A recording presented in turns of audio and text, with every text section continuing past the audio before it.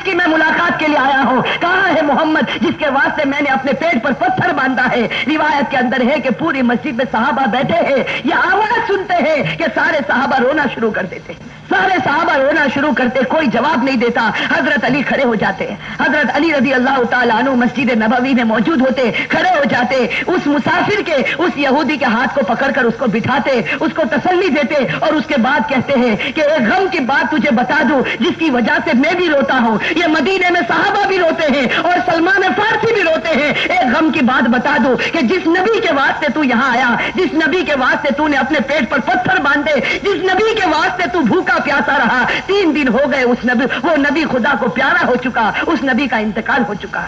روایت کے اندر ہے حضرت علی نے جملے کہے اور یہودی مچھلی کی طرح تڑپنے لگا، وہ یہودی مچھلی کی طرح تڑپنے لگا اور کہنے لگا اے خدا، یہ جملہ کہا، اے خدا ایسا لگتا ہے تجھ کو مجھ سے پیار نہیں کہ تو نے اپنے محبوب نبی کا دیدار مجھ سے چھین لیا، تو نے اپنے محبوب نبی کا دیدار مجھ سے چھین لیا۔ روایت کے اندر ہے کہ اس یہودی نے پھر عجیب و غریب سوال پوچھا، حضرت علی سے پوچھا کہ علی اگر تم مجھے نبی نہیں بتا سکتے، تم مجھے نبی کا دیدار نہیں کرا سکتے، لیکن میرے نبی نے کوئی کپڑا تو چھوڑا ہوگا، اگر وہ کپڑا تمہارے پاس ہو تو وہ کپڑا میرے پاس لے کر آ جاؤ۔ روایت میں ہے کہ حضرت علی رضی اللہ تعالی عنہ حضرت فاطمہ کے گھر سے کپڑا منگواتے ہیں، حضرت فاطمہ جو اللہ کے رسول کی لاڈلی بیٹی ہے ان کے گھر سے کپڑا منگواتے ہیں۔ روایت میں ہے کہ جب وہ کپڑا لایا جاتا ہے صحابہ کرام اس کپڑے کو دیکھ کر رونا شروع کرتے ہیں اور وہ صحابہ کہتے ہیں کہ خدا پاک کی قسم جب ہمارے نبی کا کپڑا لایا گیا ہم نے دیکھا کہ 7 جگہ ایسی ہے جہاں چمڑے کا پیوند لگا ہوا ہے، 7 جگہ ایسی ہے جہاں سے نبی کا کپڑا پھٹا ہوگا، اس پر چمڑے کا پیوند لگا ہوا تھا۔ اور حضرت علی فرماتے ہیں خدا کی قسم اس کپڑے کا مسجد میں لانا تھا کہ پوری مسجد خوشبو سے مہکنے لگ جاتی ہے، پوری مسجد خوشبو سے مہکنے لگ جاتی ہے۔ حضرت علی فرماتے وہ کپڑا ہم نے اس مسافر کے ہاتھ میں دیا، اس مسافر نے اس کپڑے کو چومنا شروع کیا، اس مسافر نے اس کپڑے کو سونگنا شروع کیا۔ روایت میں ہے کہ حضرت علی فرماتے اس کپڑے کو لے کر وہ یہودی مچھلی کی طرح تڑپنے لگا اور اس کے بعد اس نے کہا کہ یہ کپڑا واپس لے لو، اب مجھے اس نبی کی قبر تک پہنچا دو، اب مجھے اس نبی کی قبر تک پہنچا دو۔ حضرت علی فرماتے میں اس کو لے کر آگے بڑھا، پیچھے صحابہ کرام کا مجمع آ رہا تھا، ہم نبی کی قبر کے پاس پہنچے۔ حضرت علی فرماتے ہیں کہ میں اس یہودی کو دیکھتا تھا کہ وہ کچھ اس کے ہونٹ ہل رہے تھے، کچھ اندر اندر کہہ رہا تھا اور اس کی آنکھوں سے آنسو جاری تھے۔ حضرت علی فرماتے کہ اچانک اس نے اپنے دونوں ہاتھ آسمان کی طرف اٹھا دیے۔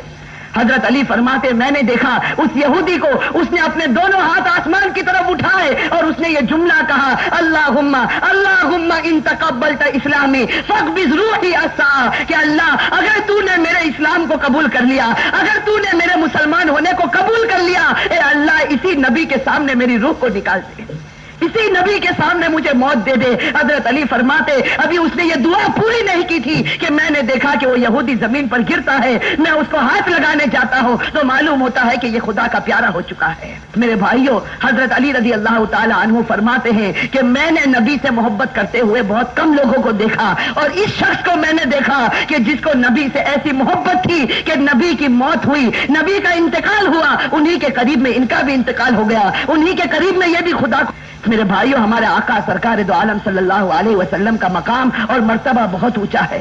میرے بھائیوں یہ ساری باتوں کو کہنے کے بعد میں اب اصل موڑ پر آتا ہوں کہ ہمارے نبی سرکار دو عالم صلی اللہ علیہ وسلم کا مقام اور ان کا مرتبہ بہت اونچا۔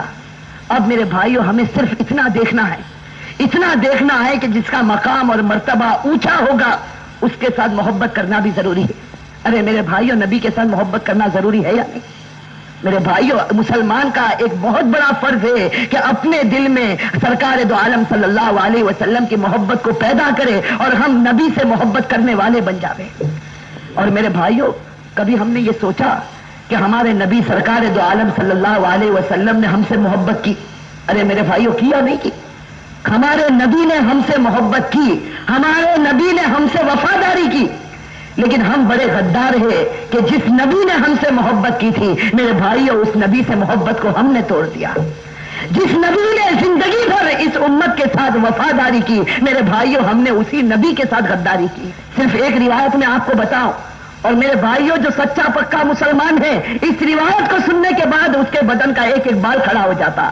سوچو ہمارے نبی نے ہم سے کیسی محبت کی، ہمارے نبی نے ہم سے کیسی محبت کی۔ ایک مرتبہ فجر کی نماز پڑھنے کے بعد میرے بھائیوں کان کھول کر سنیں، ہمارے نبی اپنی بیٹی فاطمہ کے دروازے پر پہنچتے ہیں، دروازے کو کھٹکھٹاتے ہیں، اندر سے آواز آتی ہے، اندر سے فاطمہ کی آواز آتی ہے کہ میرے دروازے پر کون آیا، میرے دروازے پر کون آیا؟ ہمارے نبی سرکار دو عالم صلی اللہ علیہ وسلم باہر سے کہتے ہیں کہ بیٹی فاطمہ، تیرا بھوکا باپ تیرے دروازے پر آیا ہے، تیرا بھوکا باپ تیرے دروازے پر آیا۔ اور اس وقت ہمارے نبی کہتے ہیں کہ اے بیٹی فاطمہ، 7 دن ہو گئے تیرے اس بھوکے باپ نے نہ کوئی چیز کھائی ہے، تیرے اس بھوکے باپ نے 7 دن سے اپنے پیٹ پر پتھر باندھا ہے۔ اے بیٹی، اگر تیرے گھر میں کوئی کھجور ہو تو اپنے باپ کو دے دے۔ میرے بھائیو، سوچو اس بیٹی کے دل کے اوپر کیا گزری ہوگی۔ روایت کے اندر ہے کہ حضرت فاطمہ رضی اللہ تعالی عنہا نے دروازہ کھولا، بس دروازہ کھولنا تھا، ہمارے نبی گھر میں داخل ہوتے ہیں تو دیکھتے ہیں کہ بیٹی فاطمہ رو رہی ہے، بیٹی فاطمہ رو رہی ہے اور پورے بدن پر کمزوری ہے اور سخت بخار ہے۔ ہمارے نبی پوچھتے ہیں کہ فاطمہ تو کیوں رو رہی ہے؟ حضرت فاطمہ کہتی ہے کہ ابا جان، زندگی میں پہلی مرتبہ تم نے مجھ سے کسی چیز کا سوال کیا ہے، زندگی میں پہلی مرتبہ تم نے مجھ سے کوئی چیز مانگی ہے، لیکن ابا جان میں خدا کو حاضر ناظر رکھ کر کہتی ہوں، خدا کی قسم کھا کر کہتی ہوں کہ ابا جان 3 دن ہو گئے میں بھی بھوکی ہوں، میرے گھر میں کھجور بھی نہیں جو میں آپ کو دے سکوں، 3 دن ہو گئے میں نے بھی کوئی چیز کھائی پی نہیں ہے۔ روایت کے اندر ہے، سوچو اس باپ کے دل پر کیا گزری ہوگی کہ جب وہ اپنی بیٹی کو یہ کہتے ہوئے سنتا ہے کہ باپ تو 7 دن کا بھوکا ہے۔ ہم نے اس نبی کو کیا بدلا دیا، اور میں اپنی ماں بہنوں سے پوچھتا ہوں کہ انہوں نے فاطمہ کو کیا بدلا چکایا۔ میرے بھائیو، آج ہمارے جوانوں کا یہ عالم ہو گیا، ہمارے جوانوں کے اندر یہ بیماری آ گئی کہ صبح ہوتی ہے کہ آپ نے دیکھا ہوگا کہ بڑی دیر سے تو ہمارے جوانوں کی صبح ہوتی، صبح 10-11 بجے تو یہ جوان اپنے بستر سے اٹھتا، اور ہمارے جوانوں کو چاہیے کیا؟ تو میری ماں بہنیں اور میرے بھائیوں، آج ہمیں اس کا پورا ارادہ کرنا ہے کہ ہم سرکار دو عالم صلی اللہ علیہ وسلم کے طریقے پر چلنے والے بنے، ہمارے گھر کی عورتیں نبی صلی اللہ علیہ وسلم کے طریقے پر چلنے والی بنے۔ اور میرے بھائیوں، سکون اور اطمینان اور دل کے اندر ہمیشہ کے لیے جو بے قراری ہے، وہ قرار میں اسی وقت بدلے گی جب ہم ہمارے آقا سرکار دو عالم صلی اللہ علیہ وسلم کے طریقے پر آ جائے۔ میرے بھائیوں، میں آپ کو ایک بات بتاؤں، اور خصوصاً میں اپنی ماں بہنوں کو یہ بات بتاتا ہوں، اللہ تعالیٰ ہم سب کو عمل کرنے کی توفیق نصیب فرمائے۔ میرے بھائیوں، اللہ کے رسول صلی اللہ علیہ وسلم کی لاڈلی بیٹی حضرت فاطمہ رضی اللہ تعالی عنہا کا مقام اور مرتبہ بہت اونچا۔ میرے بھائیوں، یہ ہم سب جانتے ہیں کہ حضرت فاطمہ رضی اللہ تعالی عنہا کا مقام اور حضرت فاطمہ کا مرتبہ بہت اونچا۔ ایک مرتبہ خود ہمارے نبی سرکار دو عالم صلی اللہ علیہ وسلم نے فرمایا، فاطمۃ بضعۃ منی من آذاها فقد آذانی ومن آذانی فقد آذى اللہ۔ ہمارے نبی نے فرما دیا کہ فاطمہ تو میرے بدن کا ایک ٹکڑا ہے، فاطمہ تو میری لخت جگر ہے، من آذاها، جس نے میری فاطمہ کو تکلیف پہنچائی، فقد آذانی، ہمارے نبی فرماتے اس نے مجھے تکلیف پہنچائی، اور جس نے مجھے تکلیف پہنچائی اس نے اللہ تعالیٰ کو تکلیف پہنچائی۔ میرے بھائیوں، حضرت فاطمہ رضی اللہ تعالی عنہا کا مقام اور مرتبہ بہت اونچا۔ ہمارے نبی اپنی لاڈلی بیٹی سے بہت محبت کرتے، اور یہ لاڈلی بیٹی اپنے والد سے بہت محبت کرتی تھی۔ روایت کے اندر ہے کہ ہمارے نبی جب بھی سفر کرنے کے لیے نکلتے تھے تو آخری ملاقات حضرت فاطمہ رضی اللہ تعالی عنہا سے کرتے تھے، اور جب بھی سفر سے واپس آتے ہمارے نبی پہلے مسجد میں چلے جاتے، اور مسجد سے جب نکلتے تو پہلے حضرت فاطمہ کے گھر میں داخل ہوتے تھے۔ اور ایک روایت کے اندر آتا ہے کہ جب بھی حضرت فاطمہ رضی اللہ تعالی عنہا ہمارے نبی کے گھر میں داخل ہوتی، ہمارے نبی اپنی جگہ سے کھڑے ہو جاتے، فاطمہ کی پیشانی پر بوسہ دیتے، اور جس جگہ ہمارے نبی بیٹھا کرتے تھے اسی جگہ اپنی بیٹی فاطمہ کو بٹھایا کرتے تھے۔ تو حضرت فاطمہ رضی اللہ تعالی عنہا کا مقام بہت اونچا۔ لیکن میرے بھائیوں، اپنے دل کو سامنے رکھتے ہوئے سوچو کہ یہی فاطمہ جب حضور صلی اللہ علیہ وسلم کا انتقال ہو گیا، تقریباً 6 مہینے کے بعد حضور صلی اللہ علیہ وسلم کی وفات ہو گئی، 6 مہینے کے بعد حضرت فاطمہ رضی اللہ تعالی عنہا کے بارے میں ہے کہ ایک صبح کا وقت تھا، حضرت علی رضی اللہ تعالی عنہ گھر میں داخل ہوئے۔ صبح کا وقت ہے، حضرت علی رضی اللہ تعالی عنہ گھر میں داخل ہوتے ہیں۔ حضرت علی جب گھر میں داخل ہوتے ہیں تو عجیب و غریب حالت دیکھتے ہیں کہ فاطمہ رو رہی ہے۔ اب صبح کا وقت ہے، فاطمہ رو رہی، آنکھوں سے آنسو جاری ہے، اور حضرت علی دیکھتے ہیں کہ فاطمہ چکی پیسنے کے لیے تیار ہے، اور قریب میں پانی گرم ہو رہا ہے، اور قریب میں کپڑے رکھے ہیں جس کو دھونا ہے۔ اب حضرت علی حیران ہو جاتے ہیں کہ میں تو روزانہ صبح گھر میں آتا ہوں، لیکن کبھی میں نے یہ تو نہیں دیکھا کہ میری بیوی فاطمہ رو رہی ہو اور پانی گرم ہو رہا ہو، کہیں کپڑے دھلنے کی تیاری ہو رہی ہو، کہیں چکی پیسنے کی تیاری ہو رہی ہو۔ بس حضرت علی رضی اللہ تعالیٰ عنہ گھبرا جاتے اور اپنی بیوی فاطمہ سے پوچھتے ہیں کہ آخر یہ کیا معاملہ، یہ صبح صبح فجر کے وقت کیا عالم ہے کہ تم رو رہی ہو، یہ ساری چیزیں تیار ہو رہی ہیں۔ روایت کے اندر ہے حضرت فاطمہ کوئی جواب نہیں دیتی، حضرت علی جیسے جیسے سوال کرتے فاطمہ کا رونا اور زیادہ ہو جاتا۔ حضرت علی بہت سوال کرتے اور فاطمہ دھاڑے مار کر روتی ہے۔ آخر میں حضرت علی کہتے ہیں کہ تجھے خدا کا واسطہ ہے مجھے بتا دے تو کیوں رو رہی ہے، اور صبح میں یہ کیا حال ہے کہ پانی گرم ہوتا ہے، کہیں کپڑے دھلے جا رہے ہیں، کہیں کچھ تیاری ہو رہی، آخر کیا معاملہ ہے؟ بس حضرت فاطمہ رونے لگتی اور رو کر کہتی ہے کہ میں آپ سے کیا بتاؤں، رات کو میں نے خواب دیکھا۔ حضرت فاطمہ فرماتی ہے کہ رات کو میں نے خواب دیکھا، خواب میں نے میرے آقا سرکار دو عالم صلی اللہ علیہ وسلم کو دیکھا، خواب میں نے میرے والد نبی کو دیکھا کہ وہ کسی چیز کو تلاش کر رہے، وہ کسی چیز کو ڈھونڈ رہے ہیں۔ فاطمہ فرماتی ہے کہ میں نے خواب میں میرے والد سے پوچھا کہ اے میرے ابا جان، اے میرے نبی، تم کون سی چیز تلاش کرتے ہو، تم کس کو ڈھونڈتے ہو؟ تو میرے نبی، میرے ابا نے کہا کہ فاطمہ بیٹی میں تجھے ہی تلاش کر رہا ہوں، بیٹی میں تجھے ہی تلاش کرتا ہوں، میں تجھے ہی ڈھونڈ رہا ہوں۔ روایت کے اندر ہے کہ حضرت فاطمہ رضی اللہ تعالی عنہ یہ خواب بتاتی ہے اور اس کے بعد اپنے شوہر علی سے کہتی ہے کہ علی آج میرا یہ آخری دن ہے، میرے نبی نے، میرے والد نے مجھے بتا دیا، اب کچھ ہی دیر میں اپنے خدا کو پیاری ہونے والی ہوں، یہ میرا آخری وقت ہے۔ حضرت علی رضی اللہ تعالی عنہ دھاڑے مار کر روتے ہیں۔ روایت کے اندر ہے کہ حضرت علی پوچھتے ہیں کہ اے فاطمہ، ابھی تیرے والد کو انتقال ہوئے 6 مہینے بھی نہیں گزرے، ابھی ان کا غم ہمارے سینوں کے اندر ہے، تیرا انتقال ہو جائے گا، ہم غم کو کیسے برداشت کریں گے؟ فاطمہ جواب دیتی ہے کہ علی اپنے شوہر سے کہتی ہے کہ جس طرح میرے ابا کی وفات پر تم نے صبر کیا تھا، میری وفات پر بھی تم صبر کر لینا۔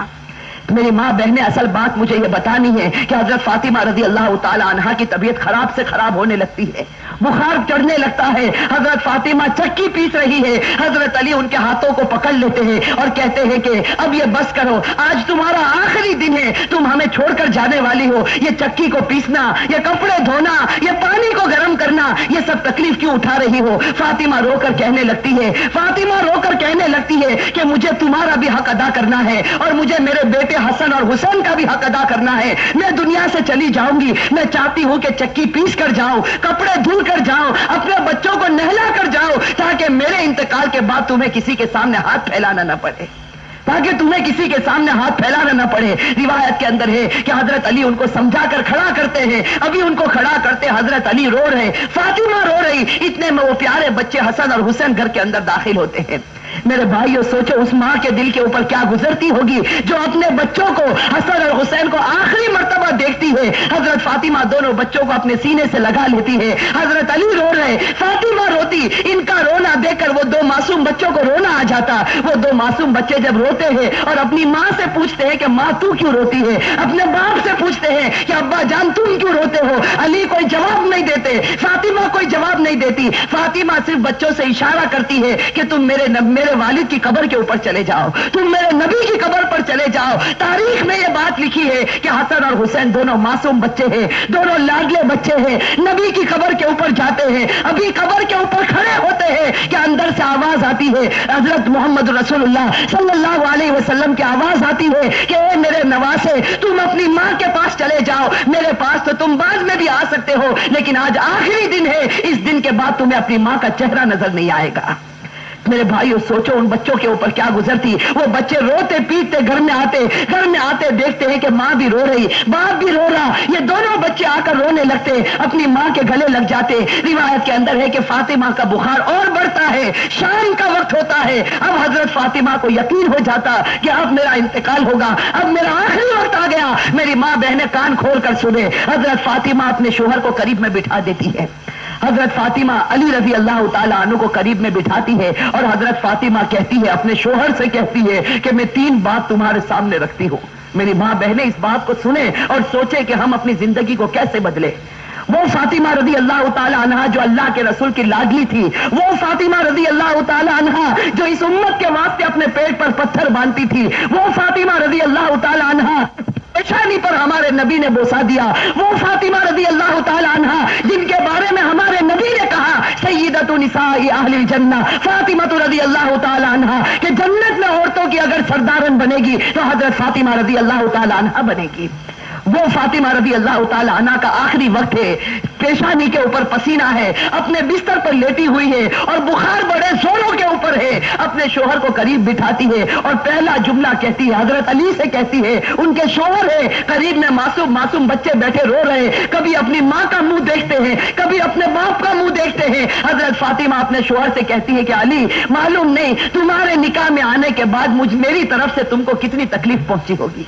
फातिमा कह रही कि मेरे शोहर, मालूम नहीं जब से मैं तुम्हारी निकाह में आई हूं, मालूम नहीं मेरी वजह से तुमको कितना दुख उठाना पड़ा होगा, तुमको मेरी वजह से कितनी तकलीफ उठानी पड़ी होगी। फातिमा कहती है, मेरे शोहर, खुदा के वास्ते मेरे मरने से पहले मुझे माफ कर दे।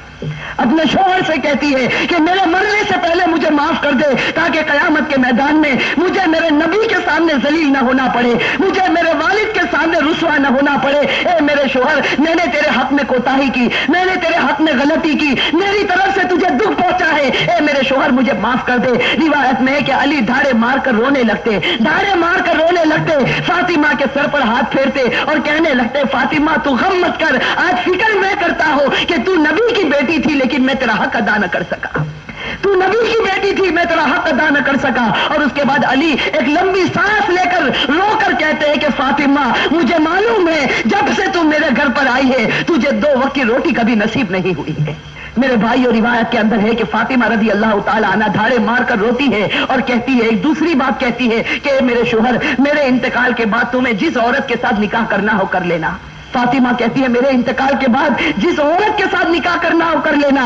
उसके बाद अपने प्यारे बेटे हसन और हुसैन की तरफ इशारा करके कहती है, हसन और हुसैन की तरफ इशारा करके कहती है कि अली, जिसके साथ निकाह करना हो निकाह करना, लेकिन एक रात मेरे इन बच्चों के पास भी गुजारना। ये मासूम है, ये अपना अच्छा और बुरा नहीं समझते, जब ये बालिग हो जाए तो इनको खुदा के हवाले कर देना। और तीसरी बात, मेरी माँ बहनें कान खोल कर सुने, कान खोल कर सुने, ये हमारे नबी की बेटी की आखिरी वसीयत, हमारे नबी की लाडली बेटी की आखिरी वसीयत। हजरत फातिमा रजी अल्लाह ताला अन्हा फरमाती है कि ए मेरे शोहर, हजरत अली से कहती है कि मेरे शोहर, जब मेरा इंतकाल हो जाए तो किसी को न बुलाना, जब मेरा इंतकाल हो जाए, जब मेरी वफात हो जाए, किसी को न बुलाना। हजरत अली बड़े जोश में आ जाते और कहते हैं कि तू नबी की बेटी है और तू कहती किसी को न बुलाना, मैं तो सारे मदीने वालों को बुलाऊंगा, मैं अंसार को बुलाऊंगा, मैं मुहाजिरीन को बुलाऊंगा, मैं पूरे मदीने को तेरे जनाजे में जमा कर दूंगा। हजरत फातिमा इशारे से कहती है कि नहीं, मेरे जनाजे में किसी को न बुलाना, मेरे जनाजे में सिर्फ तुम होंगे और मेरे ये 2 मासूम बेटे होंगे, इनके सिवा मेरे जनाजे में कोई ना आए। हजरत अली पूछते, आखिर वजह क्या है? हजरत फातिमा रोने लगती और रोकर कहने लगती है कि मेरे वालिद ने मुझसे कहा था कि बेटी पर्दे में रहना, मेरे वालिद ने मुझसे कहा था बेटी पर्दे में रहना, मैंने मेरी वालिद की बात को पूरा कर लिया, जिंदगी में किसी मर्द ने मेरे बदन को नहीं देखा, मैं चाहती हूं कि मौत के बाद भी कोई मेरे बदन को ना देखे, मैं चाहती हूं मौत के बाद भी कोई गैर आदमी मेरे जिस्म की तरफ निगाह ना उठाए। मेरी माँ बहनें, आज इसी बात से हमें शर्म आती है। आज हमारी माँ बहनों को कहा जाए कि भाई पर्दा कर लो, और हमारे जवानों को कहा जाए कि तेरा चेहरा ऐसा बना दे जो चेहरा तेरे नबी का था, तो मेरे भाइयों हमें पसंद आता है। मेरे भाइयों, हमारे जवानों से पूछो कि भाई चेहरे पर दाढ़ी रख ले, हमारी माँ बहनों को कहो पर्दा कर ले, मेरे भाइयों ये हमें पसंद नहीं आता। बताओ, अगर नबी से सच्ची मोहब्बत होती, फातिमा से सच्ची मोहब्बत होती, तो फातिमा की आखिरी वसीयत है कि जिंदगी में किसी ने मेरे बदन को नहीं देखा, मैं चाहती हूं कि मौत के बाद भी कोई मेरे बदन को ना देखे।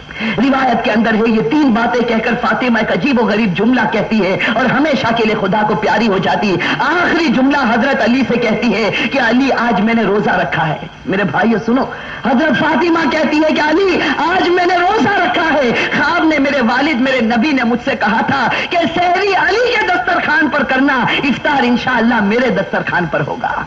बस ये जुमला कहकर फातिमा हमेशा के लिए उठ जाती है। रिवायत के अंदर मेरे भाई, असल बात मुझे ये बतानी है कि आखिरत का मामला बड़ा खतरनाक मामला है। हजरत फातिमा रजी अल्लाह ताला अन्हा को कफन पहनाया जाता। रिवायत के अंदर है, वो अजीब और गरीब मंजर था कि जब फातिमा का जनाजा उठा, 6 महीने पहले हमारे नबी का जनाजा उठा था, उस वक्त पूरा मदीने ने गम मनाया था। आज 6 महीने के बाद उनकी लाडली बेटी आज खुदा को प्यारी होती है। रिवायत में जब उनके घर से जनाजा उठता है, जनाजे के एक पाए پائے کو علی نے اپنے کندھے پر رکھا ہے، دوسرے پائے کو بڑے بیٹے حضرت حسن نے اپنے کندھے پر رکھا ہے، تیسرے پائے کو حضرت حسین نے کندھے پر رکھا، چوتھا پایا دینے والا کوئی موجود نہیں۔ علی انتظار کرتے ہیں، اچانک ایک صحابی سامنے سے نظر آتے ہیں جن کا نام ہم سب جانتے ہیں، حضرت ابو ذر غفاری رضی اللہ تعالی عنہ۔ وہ وہاں پہنچ جاتے ہیں، علی کہتے ہیں کہ خدا نے تمہیں بھیجا ہے اور آج اللہ کے رسول کی لاڈلی بیٹی کا انتقال ہو گیا، تم ان کو کندھا دے دو۔ حضرت ابو ذر غفاری کندھا دیتے ہیں، یہ جنازہ اٹھ کر چلتا ہے۔ روایت کے اندر ہے وہ معصوم بچے رو رہے،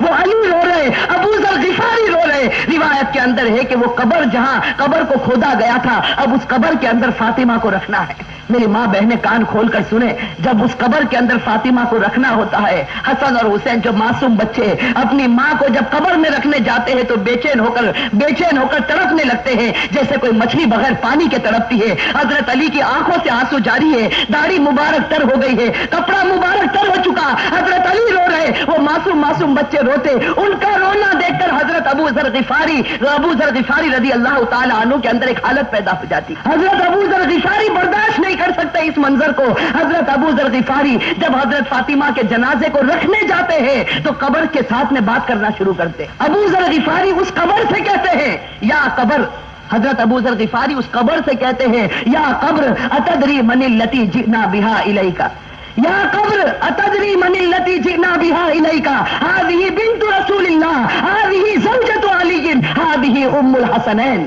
حضرت ابو ذر غفاری اس قبر سے کہتے ہیں کہ اے قبر، تجھے معلوم ہے ہم کس کا جنازہ لے کر آئے؟ اس لیے کہ حضرت ابو ذر غفاری سے برداشت نہیں ہوتا، وہ معصوم بچے روتے ہیں، وہ علی جیسا بہادر آج اپنی آنکھوں سے آنسو بہاتا ہے، تو حضرت ابو ذر غفاری اس قبر سے کہتے ہیں، یا قبر، اے قبر، تجھے معلوم ہے ہم کس کا جنازہ تیرے اندر رکھتے ہیں؟ یہ اس کا جنازہ ہے جس کو اللہ کے رسول کی بیٹی کہا جاتا، یہ اس کا جنازہ ہے جس کو علی کی بیوی کہا جاتا، یہ اس کا جنازہ ہے جس کو حسن اور حسین کی ماں کہا جاتا۔ روایت کے اندر ہے کہ ابو ذر غفاری جنازے کو رکھتے، یہ جملہ کہتے ہیں، قبر کے اندر سے آواز آتی، قبر کے اندر سے آواز آتی، یا ابا ذر، اے ابو ذر، ھذا لیس بیت نسب ولا حسب، کہ ابو ذر یہاں خاندان مت گناؤ، یہاں خاندان اور رشتے مت گناؤ، یہاں تو یہ بتاؤ اچھے عمل کر کے کون آیا اور برے عمل کر کے کون آیا۔ میرے بھائیوں، یہ جو جملہ قبر کے اندر سے نکلا تھا، یہ فاطمہ کے لیے نہیں نکلا تھا، یہ فاطمہ کے لیے نہیں نکلا تھا۔ حضرت فاطمہ بخشائی خدا کی بندی ہے، ہمارے نبی نے بشارت دی ہے کہ وہ جنتی ہے، لیکن یہ جملہ ہمارے لیے، ہماری ماں بہنوں کے لیے نکلا تھا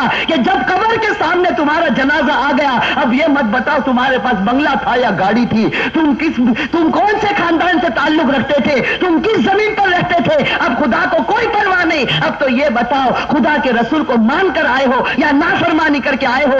اگر مان کر آئے ہو تو جنت کا باغ ہے، اور میرے بھائیوں نافرمانی کر کے آئے ہو تو اللہ حفاظت فرمائے، وہ جہنم کے گڑھوں میں سے ایک گڑھا ہے۔ میرے بھائیوں، اللہ ہم سب کی عذاب قبر سے اللہ ہم سب کی حفاظت فرمائے۔ میرے بھائیوں، آج سچی بات ہے، خاص کر کے میں اپنی ماں بہنوں سے کہتا، آج ہماری ماں بہنیں جب آپس میں جمع ہوتی ہے، دنیا کی باتیں ہوتی ہے، غیبت ہوتی ہے، چغلی ہوتی ہے، آپس کا حسد اور عداوت نکالی جاتی ہے، لیکن میرے بھائیوں آج آخرت کے تذکرے ہم سے ختم ہو چکے ہیں، آج موت اور موت کے تذکرے ہم سے ختم ہو چکے۔ میں آپ سے پوچھتا ہوں کہ وہ حضرت عثمان غنی رضی اللہ تعالیٰ عنہ، جب غزوہ تبوک کا موقع ہوتا ہے، ہمارے نبی فرماتے ہیں کہ عثمان تم کتنا مال لا سکتے ہو؟ حضرت عثمان اتنا مال لاتے کہ ہمارے نبی کو کہنا پڑتا، عثمان بس کرو، تم نے خدا کے راستے میں بہت قربانی دے دی۔ اور پھر ہمارے نبی کہتے ہیں کہ عثمان کو قریب بلاتے اور کہتے ہیں کہ عثمان، آج تم نے اتنا مال دیا خدا کے راستے میں کہ خدا تم سے اتنا خوش ہو گیا کہ اگر اب تم سے کوئی گناہ ہوگا تو خدا تمہاری پکڑ نہیں کرے گا۔ میرے بھائیوں، کیسا سرٹیفکیٹ حضرت عثمان غنی رضی اللہ تعالیٰ عنہ کو ملتا ہے، خلیفۃ المسلمین جو بنے۔ حضرت عثمان غنی رضی اللہ تعالیٰ عنہ کو اللہ کے رسول کی طرف سے سرٹیفکیٹ ملا، عثمان اگر تیرے سے کوئی گناہ ہو جائے گا خدا تیری پکڑ نہیں کرے گا، تو نے اسلام کے واسطے بڑی بڑی قربانیاں دی۔ لیکن میرے بھائیوں، ذرا حضرت عثمان کی تاریخ کو اٹھا کر دیکھیں، یہی حضرت عثمان جب مسلمانوں کے امیر بنتے ہیں، مسلمانوں کے خلیفہ بنتے ہیں، روایت کے اندر ہے حضرت سعید ابن عامر رضی اللہ تعالیٰ عنہ فرماتے ہیں کہ رات کا وقت ہوتا ہے، یہ امیر المؤمنین عثمان غنی رضی اللہ تعالیٰ عنہ قبرستان چلے جاتے ہیں، رات کا وقت ہے، سناٹا ہے، حضرت عثمان غنی رضی اللہ تعالیٰ عنہ قبرستان چلے جاتے، اور روایت میں ہے کہ قبر کے پاس جا کر اتنا روتے تھے قبرستان میں جا کر، حتی تبل لحیتہ، یہاں تک کہ ان کی داڑھی مبارک تر ہو جاتی تھی۔ اور لوگ پوچھتے تھے، لوگ آ کر عثمان سے پوچھتے تھے تذکر الجنت والنار فلا تبکی وتبکی من ھذا، کہ عثمان تم جنت کا تذکرہ کرتے ہو، تم جہنم کا تذکرہ کرتے ہو، لیکن اتنا نہیں روتے، کیا بات ہے کہ تم قبرستان میں جاتے ہو تو اتنا روتے ہو؟ اس وقت عثمان غنی رو کر جواب دیتے تھے کہ میں نے میرے نبی کو یہ کہتے ہوئے سنا، ان القبر اول منزل من منازل الاخرہ فان نجا منه فما بعده ایسر منه وان لم ينج منه فما بعده اشد منه۔ حضرت عثمان کہتے تھے کہ میں نے میرے نبی کو یہ کہتے ہوئے سنا ہے، قبر آخرت کی منزلوں میں سب سے پہلی منزل ہے۔ میری ماں بہنیں، میرے بھائیوں، اس کو سوچو، قبر کی منزل آخرت کی منزلوں میں سب سے پہلی منزل ہے۔ عثمان غنی نے نبی کا فرمان سنا دیا، جو اس منزل میں کامیاب ہو گیا وہ سب منزلوں میں کامیاب ہو گیا، اور اللہ نہ کرے میرے بھائیوں، اللہ نہ کرے جو اس منزل میں پکڑا گیا وہ سب منزلوں میں پکڑاتا جائے گا۔ میرے بھائیو، اللہ ہم سب کی حفاظت فرمائے۔ میرے بھائیو سوچو، ایک دن ہمیں بھی مرنا ہے، ہمیں خدا کے پاس جانا ہے۔ میں میرے جوانوں سے کہتا ہوں کہ ایک ارادہ کرو، دیکھو ایک پکا سچا ارادہ کرو کہ اللہ ہم سب کو گناہوں سے بچا دے۔ میرے بھائیو ارادہ کرتے یا نہیں کرتے؟ ایک پکا سچا ذرا زور سے انشاءاللہ اپنی زبان سے نکالو۔ میرے بھائیو ایک پکا ارادہ کرو کہ اللہ ہم سے سارے گناہ چھڑا دے۔ اور میرے بھائیو سچی پکی توبہ اللہ کے سامنے کرو۔ روایت کے اندر آتا ہے جو خدا کے سامنے روتا ہے، ایک آنسو نکالتا ہے، اللہ تعالیٰ اس کی مغفرت کر دیتے ہیں۔ میرے بھائیو یہ دعا مانگنا، اللہ تعالیٰ کے سامنے رونا، یہ آج ہماری زندگی سے بہت دور ہو چکا ہے۔ خاص کر کے میں اپنی ماں بہنوں سے کہتا ہوں کہ اس بات کا ارادہ کرے کہ 24 گھنٹے میں ایک وقت اس کا نکالے۔ میرے بھائیوں ایک وقت 5 منٹ اس کی نکالے 24 گھنٹے میں، کہ ہم اپنے دونوں ہاتھ خدا کے سامنے اٹھائے اور خدا سے کہے کہ اللہ تو نے نعمت دینے میں کوئی کمی نہیں چھوڑی اور میں نے گناہ کرنے میں کوئی کمی نہیں چھوڑی۔ میرے بھائیوں آج ہم نے گناہوں سے اپنے آپ کو بھر دیا ہے۔ آج ہمارا چہرہ دیکھو تو نبی کے خلاف، ہمارا چلنا دیکھو تو نبی کے خلاف، ہمارے یہاں شادی بیاہ دیکھو تو نبی کے خلاف، ہمارے یہاں جو رسم و رواج ہوتا میرے بھائیوں نبی کے طریقے پر ہوتا یا نبی کے طریقے کے خلاف ہوتا؟ آج میرے بھائیوں اللہ تعالی ہم سب کو عمل کی توفیق نصیب فرمائے۔ خیر وقت بھی زیادہ ہو چکا، میں اپنی بات کو ختم کروں اور ساتھ ساتھ میں آپ کو اس بات کی مبارکبادی پیش کروں کہ آپ لوگوں نے 3 دن تک اللہ اور اللہ کے رسول صلی اللہ علیہ وسلم کی باتوں کو سنا۔ میرے بھائیوں یہ تھوڑی دیر کے لیے ہم جمع ہو گئے 3 دن، ہو سکتا ہے اس 3 دن کی برکت سے خدا ہم سب کو جنت نصیب کر دے گا۔ اور میرے بھائیوں میں اپنی طرف سے نہیں کہتا، میری بات تو غلط ہو سکتی، آپ کی بات غلط ہو سکتی، لیکن ہمارے نبی سرکار دو عالم صلی اللہ علیہ وسلم کا ایک حرف بھی غلط نہیں ہو سکتا۔ ہمارے نبی نے فرمایا قیامت کے میدان میں کچھ لوگ ایسے ہوں گے یرفعوا علی منابر من نور، جن کو نور کے منبروں پر بٹھایا جائے گا۔ ہمارے نبی نے فرمایا قیامت کے میدان میں کچھ لوگ ایسے ہوں گے یرفعوا علی منابر من نور، جن کو نور کے منبروں پر بٹھایا جائے گا۔ اور مسلم شریف کے اندر ہے یرفعوا علی منابر من لؤلؤ، جن کو موتیوں کے منبروں پر بٹھایا جائے گا۔ صحابہ کرام نے پوچھا تھا کہ اللہ کے رسول وہ کون لوگ ہوں گے جن کو قیامت کے اتنے سخت میدان میں نور کے منبر پر بٹھایا جائے؟ وہ کون مبارک لوگ ہوں گے جن کو موتیوں کے منبر پر بٹھایا جائے؟ اللہ کے رسول نے فرمایا یہ وہ لوگ ہوں گے جو اللہ اور اللہ کے رسول کی باتوں کو سننے اور ان کی محبت میں ایک جگہ جمع ہو گئے ہوں گے۔ تو میرے بھائیو آج ہمارا یہاں جمع ہو جانا، جیسے خدا نے ہم کو 3 دن یہاں جمع کیا، دعا کرے کہ اللہ ہم سب کو جنت الفردوس میں جمع فرمائے۔ میں اپنی ماں بہنوں سے بھی کہتا ہوں کہ اپنے گھر کے کام کاج کے ساتھ ساتھ، اپنے شوہر کے حقوق کو ادا کرنے کے ساتھ ساتھ اور اپنے بچوں کی صحیح تربیت کرنے کے ساتھ ساتھ میں اپنی ماں بہنوں سے کہتا ہوں کہ وہ بھی نمازوں کو برابر پابندی کے ساتھ، اطمینان کے ساتھ وقت پر ادا کرے اور خدا سے دعا کرے۔ اور خاص کر کے میں اپنی ماں بہنوں سے کہتا ہوں کہ آج ہماری اولاد کے بننے کا جو ذریعہ ہے وہ ماں ہے۔ ماں کی گود اس کا پہلا مدرسہ ہے۔ بچہ اپنی ماں کو دیکھتا، ماں کو مصلی پر دیکھے گا تو بچہ کیا کرے گا؟ میرے بھائیوں بچہ کیا کرے گا؟ اس کو معلوم نہیں خدا کون، نبی کون، لیکن مصلی بچھا کر وہ بھی نماز پڑھنے لگتا، چاہے اس کو نماز آئے نہ آئے۔ وہ ماں جب سجدے میں جاتی بچہ بھی سجدے میں جاتا، ماں جب رکوع میں جاتی بچہ بھی رکوع میں جاتا۔ اور میرے بھائیوں معاف فرمائے، ماں جب ٹی وی کے سامنے بیٹھتی بچہ بھی ٹی وی کے سامنے بیٹھتا۔ ماں جب اپنی منہ سے گالی بکتی ہے اور لوگوں کی غیبت کرتی ہے، یہ بچہ بھی مستقبل میں غیبت کرے گا۔ میرے بھائی ہوتا نہیں ہوتا؟ پھر یہی چھوٹا بچہ جب بڑا بن جاتا اور آوارہ بن جاتا تو ماں باپ بڑے پریشان۔